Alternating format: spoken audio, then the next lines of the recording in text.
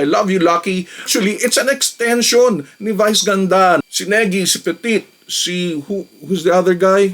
Nakamukha ni Joey Marquez. Kasama pa nga si Dagul doon eh. He needs some timing kung paano siya papasok dahil para bang hindi nagsaswak na ang dami niyang kalaban na baka pwedeng maging programming ng It's Showtime. I don't know why.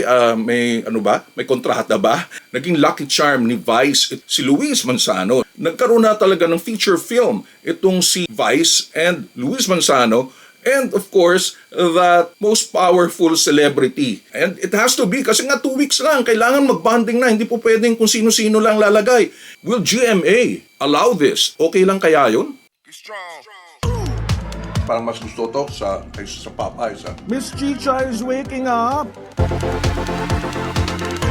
ABS-CBN somehow has maintained that stature. Tinanong ko sa kanya, may multo ba rito?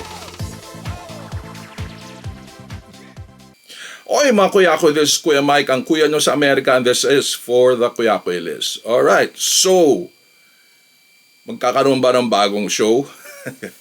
Ito bang It's Your Lucky Day ni Mr. Luis Manzano or Luis Lucky Manzano magiging pre-programming na ng It's Showtime? Apparently, there is a clamor. Pero let me just say and applaud yung nagkonsepto ng It's Your Lucky Day. Mabilisan ito na pangyayari, lalo na yung mga writers and mga director. Or I don't know if it's going to be the same director na si John Mall ng It's Showtime. Ewan ko, probably nagbakasyon din siya. But any case, bravo, applause to the writers and ang bumubuo ng team It's Your Lucky Day for conceptualizing and tapping yung si Mr. Luis Manzano as host, as main host ng show na ito. And he was very, very effective. Obviously, he has that mga zinger na patawa at talagang malakas, sumirit na rin si Lucky Manzano or si Luis Manzano. Can only come from the father na si Edu Manzano, and talaga yung kanyang bravado at yung kanyang self-confidence, kita mo na yung mastery niya sa pag-host. At doon nabuo yung konsepto ng It's Your Lucky Day, using that very nickname ni Mr. Luis Manzano na of course si Miss Vilma Santos ang nagpasimuno na I love you Lucky, lalo na during her VIP TV show. So nagkaroon ng Lucky Pick, Lucky Stars. It was really good. Magaling na mag-isip kung sino man yung mga writers na ito. At sinama pa yung grupo na kung saan actually it's an extension ni Vice Ganda. Alam na ng mga writers yung kiliti ng manunood ng It's Your Lucky Day. Dahil ito nga ipapalit for 2 weeks sa It's Showtime. Si Negi, si Petit, who's the other guy? Nakamukha ni Joey Marquez. Basta yung Bex Battalion Group, I think that's it. Bex Squad or something like that. They knew na extension ito na ni Vice Ganda. So ang galing humirit, lalong-lalo na I have to commend Negi. Pilis. At tapos katandem na si Long Mejia na paborito ko rin noon sa TV show nila Raymart Santiago at saka ni Joey Marquez din. Kasama pa nga si Dagul doon eh. I love that TV show. Ang galing ng tandem ni Negi at ni Long. Although si Long he needs some timing kung paano siya papasok dahil para bang hindi nagsaswak. I know, parang anxious si Long na kailangan na ang dami niyang kalaban in terms of hiritan. So, he has to find this timing pa. And then, of course, si Melay Cantiveros, and then Jenica Garcia. Tama ba yun? I don't know kung nagkamali talaga si Jenica Garcia na kung saan yung blocking niya, or si Lucky Manzano or si Luis Manzano ang gumawa ng ganung mga hirit. So, si Jenica Garcia ang naging parang fodder. F-O-D-D-E-R. Okay? Fodder sa kanyang mga jokes. Also, I love the jokes na yung pagiging maikli lang na panahon, 2 weeks. Those are magiging classic na mga hirit, na mga jokes, and mga konting patama sa pagka-cancel na para bang kuminsan may magsasalita rin si Melay Cantiveros, parang kinakabahan si Lucky Manzano, mamaya masuspend, baka umikli pa lalo yung kanilang 2-week na pagsasama. So at the same time, of course, may pahaging din si Lucky or si Luis Manzano, baka pwedeng humirit pa sila na baka pwedeng maging pre-programming ng It's Showtime.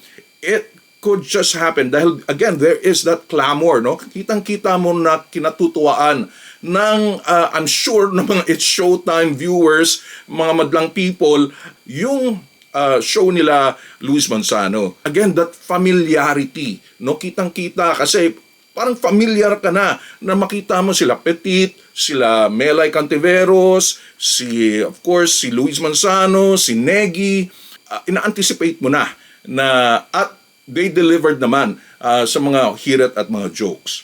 It was real good. Yun nga lang, hindi yata napapanood ng live sa YouTube. I don't know why. May kontrata ba ang It's Your Lucky Day compared sa It's Showtime na talagang live show? I'm really hoping tuloy pa rin ang It's Showtime live show. Don't give us na magiging delayed ang show or baka puro snippets na lang makikita natin sa YouTube. Wag naman sana. Also, just want to let you know, itong si Vice was there, lalo na sa first day, just to make that support sa It's Your Lucky Day. Also, malaki rin and deep friendship ni Vice at ni Luis Manzano. Kasi when Vice started yung kanyang mga movies, I don't know, Private Benjamin, Petrang Kapayo, I think naging lucky charm ni Vice itong si Luis Manzano such that merong cameo role lagi si Luis sa mga movies ni Vice, and it was said mismo ni Vice, and then nagkaroon na talaga ng feature film itong si Vice and Luis Manzano. And of course, that most powerful celebrity, I don't know kung powerful pa rin, ito yung This Guy's in Love with You, Mare. Again, blockbuster. Very strong yung relation. Kita mo yung bond ng grupo rin na ito. Madali. And it has to be kasi nga 2 weeks lang. Kailangan mag-bonding na. Hindi po pwedeng kung sino-sino lang lalagay. Although ngayon, naglalagay na rin sila ng mga love teams. I think that was Seth and Francine. Si Donnie yata at saka si Bel Mariano probably next week. Pati of course yung mga taga GMA kasama rin. Like Bianca Umali. Shaina Magdayaw kasama na rin. And I was already expecting na ganito talaga mangyayari. That there will be a lot of requests na kung pwede maging permanente itong show na to. And again, of course parang okay naman kay Luis Manzano maging permanente, di ba? Siya nga humingi kay Miss Cory Vidanes. Pero ang problema lang is that saan mo isisingit? Kung maging pre-programming siya, kasi ang It's Showtime, swak yung kanyang oras dahil ang kalaban niya is EAT ng TV5 na hindi naman produced, obviously, ng ABS-CBN. Tapos yung Itbulaga naman is produced by Tape Incorporated. So, kumbaga, okay lang na maging kalaban ng It's Showtime yung both shows kasi walang nasasagasaan na either GMA production or another ABS-CBN show.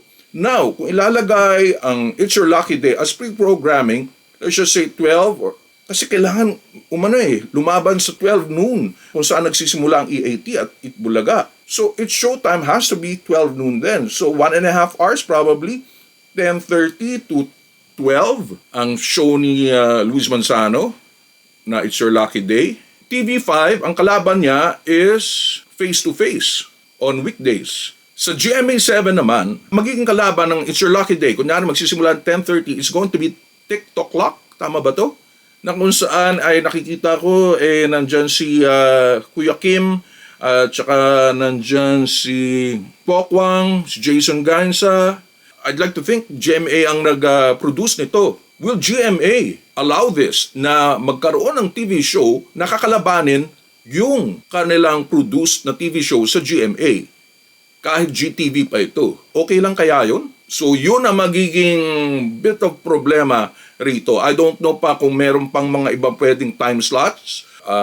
It's Your Lucky Day. That has to be stressed out. So, who knows? Baka magdagdag pa ng mga GMA talents doon sa grupo na yan ng It's Your Lucky Day para lang maalaw ng mga gozon ang show na ito na produced ng ABS-CBN. So far, congratulations sa grupo ni Luis Manzano and sa team ng It's Your Lucky Day. They did well. Again, ito po si Kuya Mike of the Kuya Koy List. It's a brands, branding, and shopping channel for the global Filipino. Also, subscribe po tayo sa ating channel and hit on the notification bell. Also, click on my website at kuyakoylist.com. Again, ito po si Kuya Mike, ang malamang nakaisa-isa at kauna-unang affiliate marketer na Filipino-American for online stores here in the United States at ang kuya niya sa Amerika, and this is for the Kuya Koy List.